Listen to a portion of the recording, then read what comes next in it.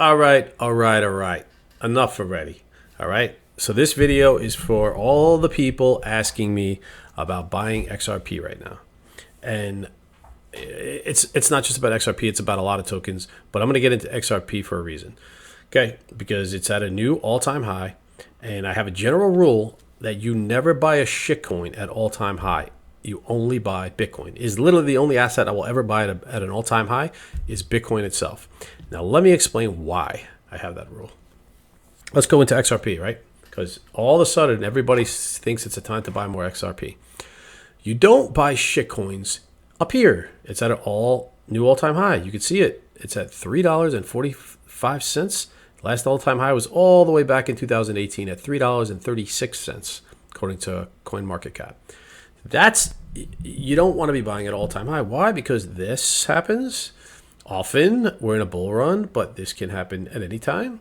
And where you want to be buying shitcoins is all throughout here. 40 cents, 36 cents, 16 cents, 30 cents, 20 cents. Right? You have these long lulls and periods to accumulate shitcoins. And smart money in crypto is doing that. So that when it pops up at all new time high, they're looking to sell all the assets they acquired down here. Okay. So you don't want to be buying crypto assets at the all-time high. Yet, not even in a bull market. Okay. And I'm not an XRP fan for a whole number of reasons, but some people love it.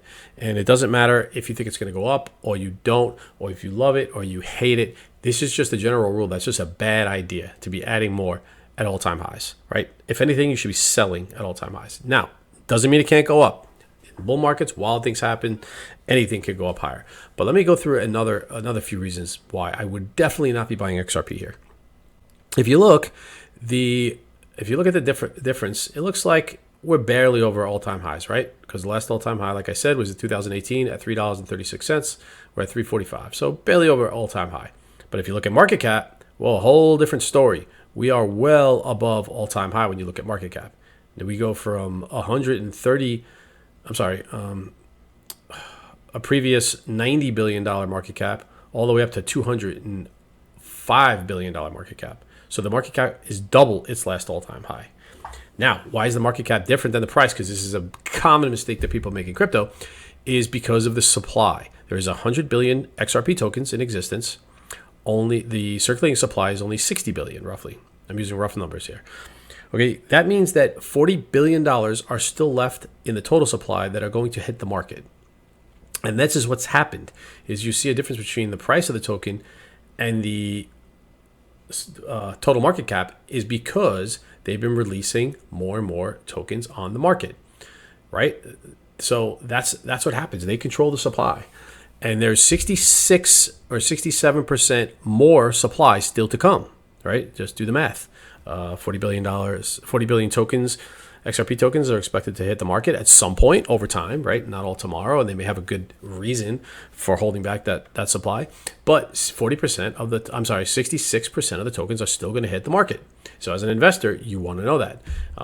This is always a scary chart to look at when you see market cap versus token price in such a discrepancy from its last all-time high like that.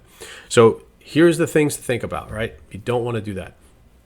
I would highly not recommend this, but that doesn't mean it can't go higher. We're in a bull market. Things can get irrational for a long time. I'm just saying this is not ever something I would do. And as someone that's been in the crypto markets for almost a decade. Now, the only asset I do that with is good old Bitcoin. Why? Because that is an entirely different asset, a true commodity. There is no supply that anybody can dump on the market ever. The amount of holders on this asset, let's look at another statistic really fast. Let's see if they show it on CoinMarket. Let's see. Yeah, you can see we still got a long way to go on Bitcoin.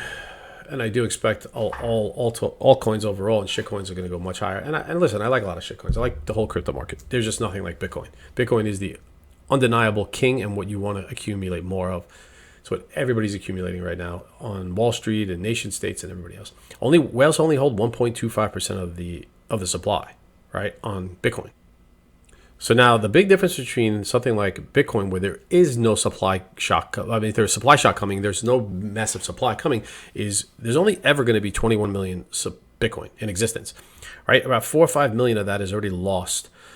So it's really more like 16 million or so.